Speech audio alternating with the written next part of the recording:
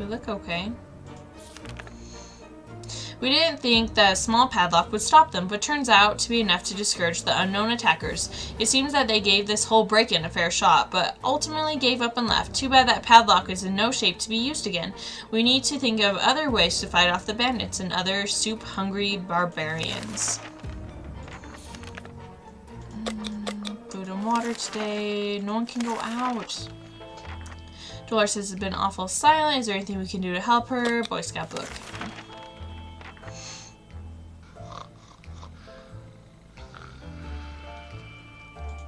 We're gonna die.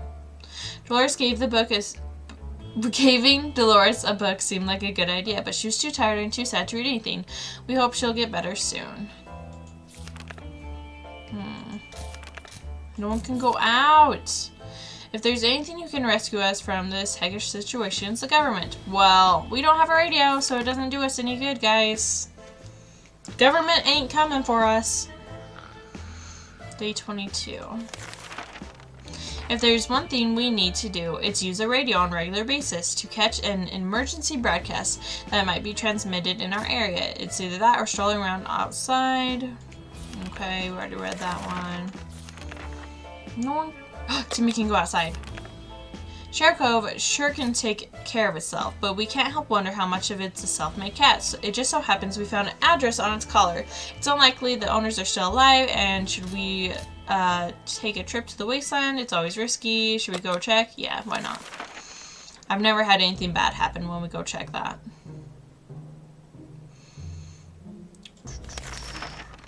Before we reached the end of our street, we were stopped by two men wearing dark coats and stylish hats. They rushed towards us, the cat to pick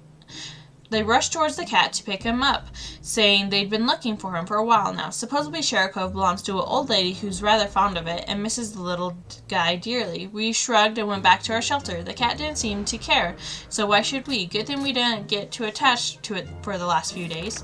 I got attached to Share Cove. We need to make a decision. Timmy is going out. Good luck, Timmy. Bring back food, please.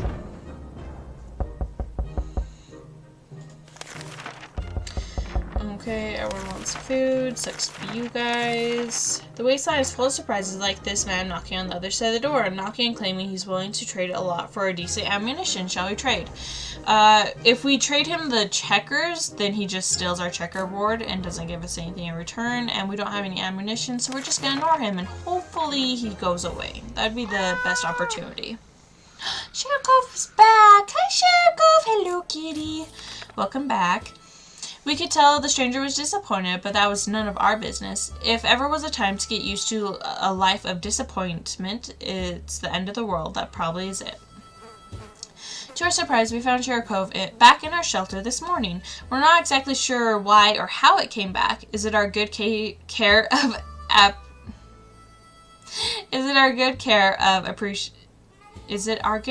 it appreciates? Our kind hearts, optimism, or just our stockpile of soup cans? We do not have a stockpile of soup cans. Okay, everyone gets soup and water today. We have a little bit left for Timmy. The trash can of ours is getting disgusting. The good news is we don't have much of an appetite when we see it. Okay, so I can take that food back, right? Nah. So we're saving some food, yet for some reason we would like to tidy up this mess. Those giant green cockroaches are pretty good motivators. Boy Scout book! Come on, Timmy, we need you back. We're gonna die. That was close. A nest of those glowing bugs might have been more than enough to drive us out of the wasteland. Roaches are worse, but radioactive roaches, yikes. Everyone's fine. We keep dreaming about those little things we did back in the day when there weren't as many bombs falling down. Not on our heads anyways. Oh my gosh. Timmy? He did not bring us food though. Oh, Timmy. What we make it today will be our tomorrow, so let's make it right. We were so afraid for Timmy that he wouldn't come back. He's safe now. Only a handful of buildings in our small town survived the blast. One of them was a local bus shelter. It used to be the central hub for bums and vagabonds in the area, but now it just stands there empty. We decided it's worth a checking out. Hoping someone left a few soup cans behind. Our local athletic team was preparing to depart for a championship taking place somewhere in the boondocks. Their bus was full of refreshing water and spare shoes. Unfortunately, none of them were a match for us, so we just took the bottles of water. 2 water. That's it. Timmy gets soup and water. Oops. Not everyone. Not everyone. Not everyone. Just Timmy. Okay, people can go out. We're doing it. Curiosity almost killed the cat. Sheriko found a teeny wire sticking out of the ceiling and pulled it out. Plaster and debris fell on the table, topped off with a big meowing furball. What is that thing anyway? Nobody remembers it being there before. The cat might get angry if we try to take the wire, so maybe it's best to leave it, or should we examine it? Yeah, why not? Let's examine the wire. Day 28. We grabbed the cable and followed it to a rusty old truck parked in our neighbor's driveway. Upon opening the door, we were confronted with 2 men wearing huge headphones who looked extremely surprised to see us. They wiretapped our shelter while we were asleep, and they were listening to everything we said. We gave them heck and marched back to our bunker.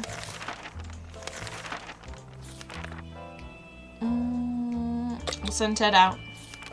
I mean, he's already sick, so he may not come back because he's sick. But I don't want Dolores going out and getting sick, because if she dies out there or gets captured or anything, and Ted dies in here, then we lose. Like, it doesn't matter if we have the 2 kids, we lose automatically. Like, we have to have him. We have to have a adult. The agents who were spying on us now are at the door and want to explain themselves. Yeah, we'll hear them out. Why not? What's the worst that could happen, right?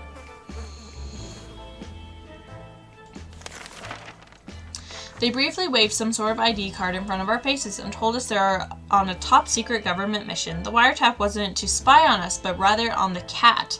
It's suspected of being a Soviet agent. They're willing to let us into their super top secret government safe house if we will help them with their top secret mission.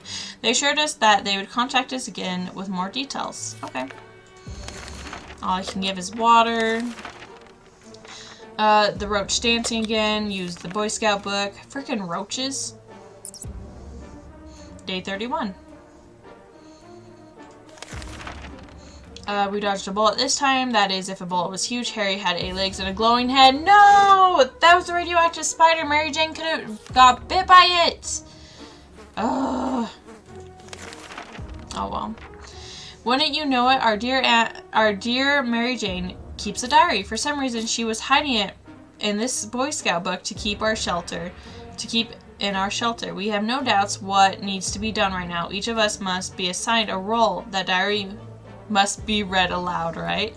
Sure, we'll read her diary aloud. I mean, I'm guessing she's gonna leave soon anyways, because we're all starving.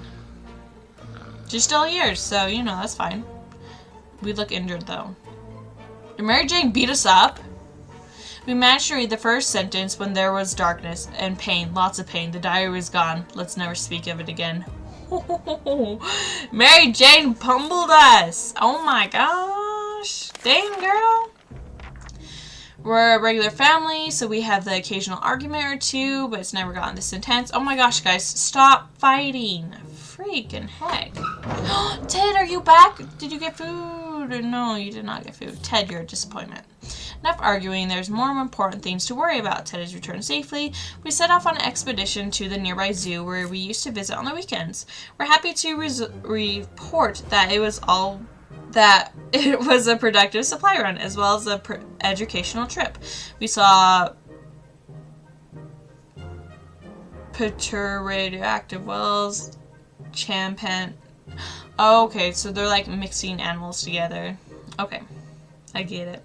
Small army of cat roaches and other majestic creatures that have emerged among the post-nuclear fauna.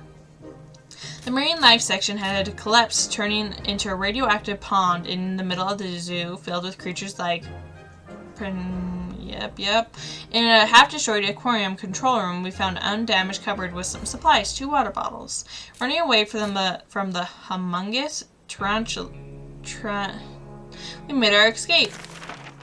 Through the zoo souvenir shop, most of it was torn to shreds by the bomb, but a few things were still lying around.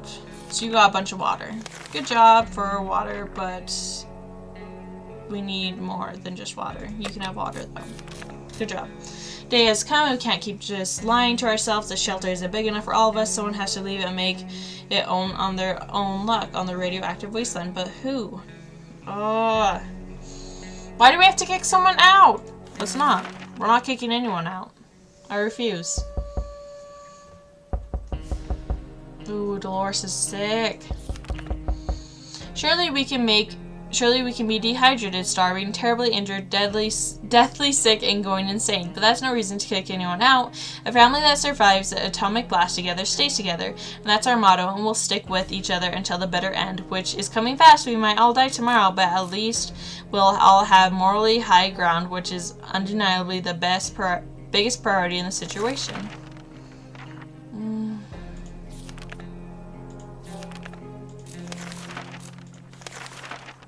Everyone can have water. Using a high-tech setup involving paper cups and yards of string, the agents rang in with our next top-secret mission that surely will land us in the VIP bunker soon. We should go on. Let's do Timmy. Timmy seems fine. The end. Great. We graciously agreed to fulfill their request. They thanked us for doing our civic duty and promised us that they would be back with more information soon. Timmy can sneak like a secret agent, but man, that was not enough to avoid the band of raiders camped near our shelter. We can probably assume he isn't coming back. Dolores died of starvation. There's only so many bad days a man can survive without food. 35 days. And everyone starved to death. That sucks. Fantastic, right? Just great. You perished. Days survived, 35. Water consumed, 7.5. Soup, 5. Times you defended your shelter, 2. Yes decisions, 5. No decisions, 1. Successful expeditions, 4 out of 5.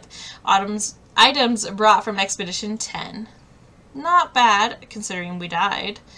Well, thank you so much for watching, guys. I hope you're all doing well. Have a fantastic day, and we'll see you next time. Bye!